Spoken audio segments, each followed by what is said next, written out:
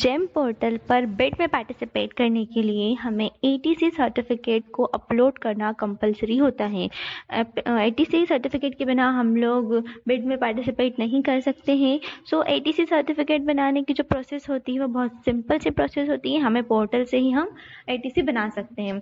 तो सबसे पहले हमें जेम पोर्टल पर जाके अपना अकाउंट लॉगिन करना है। लॉगिन करने के बाद हम लोग बिड का जो ऑप्शन मिल रहा है हम इसके ऊपर क्लिक करते हैं, बिड का ऑप्शन क्लिक करते हैं तो हमारे सामने कई सारी बिड ओपन हो जाती है। ये देखिए कितनी सारी बिड है इसमें, ये बहुत सारी बिड्स हमारे सामने ओपन हो जाती है। अभी हमारे पास तकरीबन 1388 पेजेस हैं जिसमें हमें इतनी सारी बिड ओपन करके दी गई है। अब इसमें से हमारा प्रोडक्ट किस बिड के लिए है या हमारे प्रोडक्ट से रिलेटेड कौन से बिड है, ये हमें ढूंढना थोड़ा सा मुश्किल हो जाता है क्योंकि इतने सारे पेजेस हैं, हर पेज पर इतनी सारी बिड्स है तो हम एक एक बिड को ओपन करके नहीं देख सकते।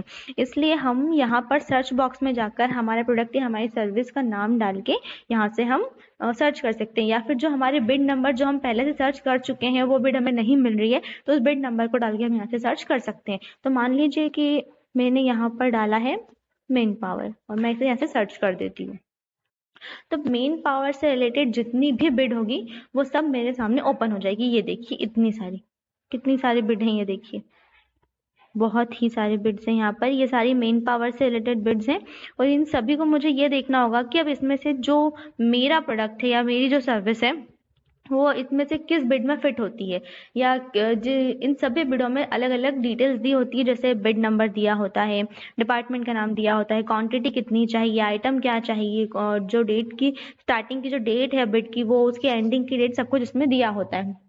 अब हम बात करें कि हमें एटीसी कैसे बनाना है, तो सबसे पहले जो बिड का नंबर होता है इस बिड के नंबर पे हम क्लिक करते हैं। जैसे ही हम बिड के नंबर पे क्लिक करते हैं हमारे पास एक पीडीएफ फाइल डाउनलोड हो जाती है जिसे हम बिड की कॉपी कहते हैं। हम उस जब बिड की फाइल को हम ओपन करते हैं उस बिड कॉपी को, तो हमारे पास कुछ ऐसी फाइल ओपन होती है जिसमें बिड से रिलेटेड सारी चीज़ें हमें दी होती है स्टार्टिंग से लेके एंड तक। ये देखिए बिड के एंड की डेट, उसका टाइम, ओपनिंग डेट, उसका भी टाइम और डिपार्टमेंट का नाम और जो भी प्रोडक्ट है या सर्विस है उसकी सारी डिटेल्स हमें इसमें दी होती है। तो जो एटीसी है वो उसे बनाने के 3 तरीके होते हैं। तो उसमें सबसे पहला तरीका तो ये है कि हम इस बिड की पूरी कॉपी निकाल के इसे सेल्फ अटेस्ट करके अपलोड कर दें। फर्स्ट तो ये हो गया, बट ये तरीका सही नहीं होता है, इसलिए हम लोग सेकेंड तरीके पर जाते हैं कि ये जो बिड की कॉपी है जब हम इसे स्क्रॉल करते हैं नीचे तो इसमें हमें नीचे कुछ टर्म्स एंड कंडीशंस लिखे होते हैं। देखिए जैसे हम इसे स्क्रॉल करेंगे तो नीचे हमें टर्म्स एंड कंडीशन लिखे हुए आएंगे। ये यहाँ पर लिखा हुआ है buyer added bid specific terms and conditions. तो जो सेकेंड तरीका है हमारा एटीसी बनाने का, उसमें हमें कुछ नहीं करना है। जो हमारी कंपनी का लेटर हेड होता है उस लेटर हेड पर इसके ये जो बिड के जितने भी टर्म्स एंड कंडीशंस हैं हम इन्हें यहाँ से उठा के कॉपी करके अपने कंपनी के लेटर हेड पर पेस्ट करके वो उसे सेल्फ अटेस्ट करके अपलोड कर देते हैं। तो वो भी एक तरह का एटीसी ही होता है। और ये जो सेकंड तरीका है लेटर हेड पर टर्म्स एंड कंडीशन लिखकर उसे सेल्फ अटेस्ट करने का, ये तरीका सबसे सही होता है। इसी तरह से हमें एटीसी बनाना चाहिए। इसके अलावा कुछ बिड ऐसी होती है या कुछ बायर ऐसे होते हैं जो अपनी तरफ से हमें एक अटैचमेंट देते हैं, एक लिंक प्रोवाइड करवाते हैं जिस लिंक में कुछ फॉर्म दिए होते हैं। जैसे कि इसमें हम नीचे जाएंगे तो हमें एक लिंक दिखेगी, ये देखिए ये लिखा है बायर अपलोडेड एटीसी डॉक्यूमेंट। यहाँ यानी कि यहाँ पे वो हमसे जितने भी जो भी जानकारी चाहते हैं वो हमें सिर्फ यहाँ अपलोड करनी होती है। इसके अलावा हमें अलग से एटीसी बनाने की जरूरत नहीं है।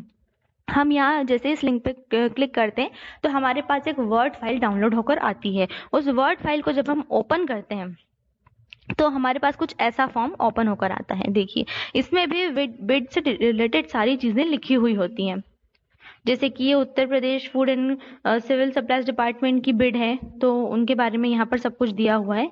ये सारे कंटेंट्स दिए हुए हैं और इसमें हमें नीचे कुछ फॉर्म्स मिलेंगे। उन फॉर्म्स में हमसे कुछ डिटेल्स मांगी जाएंगी, उन डिटेल्स को हमें फिल करना होगा और इसी फॉर्म को सेल्फ अटेस्ट करके हमें अपलोड करना होगा। बस हमें अलग से एटीसी इसमें और कुछ बनाने के लिए इसमें नहीं करना पड़ता है। जैसे जैसे हम इसे स्क्रॉल करते जाएंगे हमें नीचे चीज़ें दिखती जाएगी, जैसे यहाँ पर ऑब्जेक्टिव ऑफ रिक्वेस्ट लिखा हुआ है और नीचे जाएंगे तो हमें और भी डिटेल्स मिलेगी। ये सारे शेड्यूल दिए हुए हैं रिक्वेस्ट के।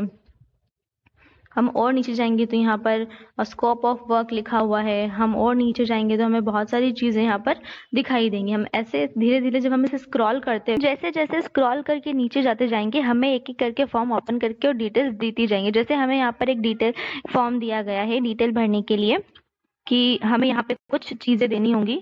जैसे यहाँ डिटेल्स हमसे मांगी गई है कि name of company, official address, contact number, corporate headquarter address, phone number, website address वगैरह वगैरह, GST registration number, PAN number, ये सभी चीजें हमें यहाँ पे फिल करके देनी होती है।